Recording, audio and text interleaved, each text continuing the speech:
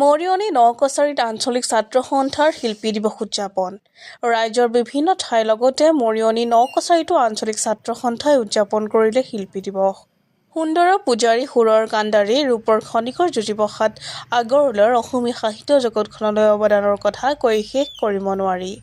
এইজনা মহান শিল্পীৰ আদৰ্শ ভৱিষ্যত প্ৰজন্মৰ বাবে জীয়াই ৰখাৰ দায়িত্ব সকলোৰে আছে। ছাত্ৰ সন্থাই অব্যাহত ৰাখিছে এই যাত্ৰা। শনিবাৰে নকছাৰী আঞ্চলিক ছাত্ৰ সন্থাই দেবেৰাপাৰ চাৰিআলি বীৰ লাচিত বৰফুকনৰ মূৰ্তিৰ প্ৰাংগণত এই মহান শিল্পীজনাৰ শিল্পী দিৱসৰ দিনা অনুষ্ঠিত কৰিলে এক শ্ৰদ্ধাঞ্জলি অনুষ্ঠান। শিল্পীজনাৰ প্ৰতিচ্ছবিত বন্তি প্ৰজ্বলন কৰি শ্ৰদ্ধা জনাই সোঁৱৰণ কৰিলে সকলোৱে। তেওঁ অসমীয়া সাহিত্য জগতলৈ আগবঢ়োৱা অৱদানৰ কথা ব্যাখ্যা কৰিলে বক্তাসকলে। উক্ত অনুষ্ঠানত উপস্থিত আছিল শিক্ষক প্ৰদীপ কুমাৰ গগৈ, শিক্ষক নয়নমণি গগৈ, ছাত্ৰ সন্থাৰ সভাপতি মাধুৰ্য গগৈ আৰু সদস্যসকল, কবি প্ৰণৱ গগৈ, বিশিষ্ট ব্যৱসায়ী মন্টু আগৰৱালা, বীৰ লাচিত সেনাৰ যাদৱ দুৱাৰা, প্ৰাক্তন শিক্ষক চাহামুদ্দিন চৌধুৰী আৰু কেইবাজনো বিশিষ্ট ব্যক্তি। সকলোৱে একোচিকৈ বন্তি জ্বলাই শিল্পীগৰাকীক স্মৰণ কৰে।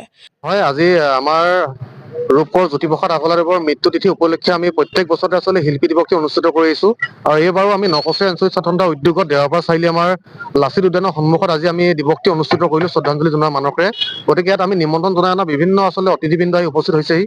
তেখেতলোকে আচলতে বক্তব্য প্ৰসংগত যথেষ্ট সাৰুৱা বক্তব্য আগবঢ়াইছে। আমি এটা ক'ব লাগিব যে সংস্কৃতিৰ দোলেৰে প্ৰতিজন জনগণৰ একতাৰ এনাজৰে বান্ধ খুৱাই থৈ জাতীয় জীৱনৰ যি তেখেতে আচলতে যি অৱদান আগবঢ়াই থৈ গ'ল বা সাহিত্য সংস্কৃতিৰ প্ৰতি তেখেতৰ যি আচলতে অৱদান, সেই কথা আচলতে কেতিয়াও আমি কথাৰে কৈ শেষ কৰিব নোৱাৰিম। গতিকে আমি এটা কথাই ক'ম যে তেখেতৰ আদৰ্শৰে পাথেৰ হৈ আমি উঠি অহা প্ৰজন্মই আগবাঢ়ি যাব লাগিব। তেখেতৰ দৰ্শন, তেখেতৰ সৃষ্টিৰাজি, তেখেতৰ আদৰ্শৰাজিৰ বিষয়ে আমি অৱগত উঠি অহা প্ৰজন্মক আচলতে উদ্বুদ্ধ কৰি আমি জাতিটোৰ প্ৰতি সেৱা আগবঢ়াব লাগিব।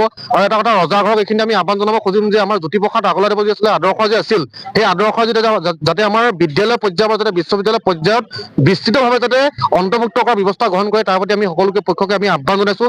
আৰু তাৰ লগে লগে তেখেতৰ সেই আদৰ্শৰে তেখেতৰ যি মহান যি উদ্দেশ্য আছিল, জাতিটোক একত্ৰিত কৰি জনগণক একত্ৰিত কৰি আগুৱাই লৈ যি মহান উদ্দেশ্য, সেই উদ্দেশ্য সদায় আচলতে অনাদি অনন্ত মহামানৱতাৰ মহান সৃষ্টিৰ মাজত জীয়াই থাকিব।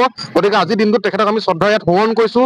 আৰু তাৰ লগে লগে আমি তেখেতৰ যি আদৰ্শ, সেই আদৰ্শৰে বাট বুলি অনাগত দিনত তেখেতে দেখাই যোৱা বাটে বাট বুলি আমি আচলতে জাতীয় জীৱনৰ সমৃদ্ধিশালী কৰিব লাগিব। গতিকে আজিৰ দিৱসটোত উপস্থিত আমি সকলোকে ধন্যবাদ জ্ঞাপন কৰিছোঁ।